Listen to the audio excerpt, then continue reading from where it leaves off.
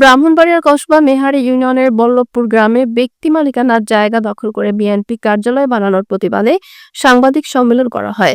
ভুক্তভোগী লিটন নিয়ে উপস্থিত সাংবাদিকবৃন্দ এলাকার স্থানীয় লোকজনের সামনে লিখিত বক্তব্য পাঠ করেন। এ সময় তিনি বলেন, গত 5ই আগস্ট এর আগে এলাকার ছেলেপেলেরা একটি অরাজনৈতিক অফিস ঘরে তোলেন, কিন্তু 5ই আগস্টের পরে সেখানে মেহারী ইউনিয়ন বিএনপির সভাপতির আব্দুল আউয়ালের নেতৃত্বে বিএনপির লোকজন একটি সাইনবোর্ড এনে লাগিয়ে দেয়। এতে আমি বাধা প্রদান করলে আমার কাছে নগদ 10 লক্ষ টাকা চাঁদা দাবি করে। নয়তোবা এখান থেকে এই সাইনবোর্ড সরানো হবে না। পরবর্তীতে আমি ওদের নামে একটি চাঁদাবাজি মামলা দায়ের করি, যার নং CR 264/25। তিনি আরো বলেন, আমি চাঁদা দিতে অস্বীকৃতি জানালে গত ঈদের দিন রাতে তারা নিজেরা আগুন লাগিয়ে আমার নামে কসবা থানায় একটি মিথ্যে অভিযোগ দায়ের করেন।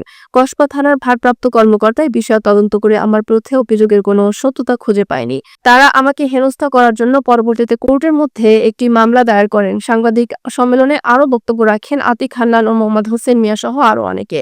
এছাড়াও এলাকার গণ্যমান্য ব্যক্তিগণ উপস্থিত ছিলেন। এ বিষয়ে জানতে চাইলে মেহারী ইউনিয়ন বিএনপির সভাপতি আব্দুল আউয়াল জানান, আমাদের বিরুদ্ধে আনীত অভিযোগ সম্পূর্ণ মিথ্যে ও ভিত্তিহীন। আমরা কোনো জায়গা দখল করিনি, জায়গাটা খাসের জায়গা। আমরা লিটনকে বলেছি দুই পক্ষের আমিন জায়গাটা মেপে সমাধান করে দিবে।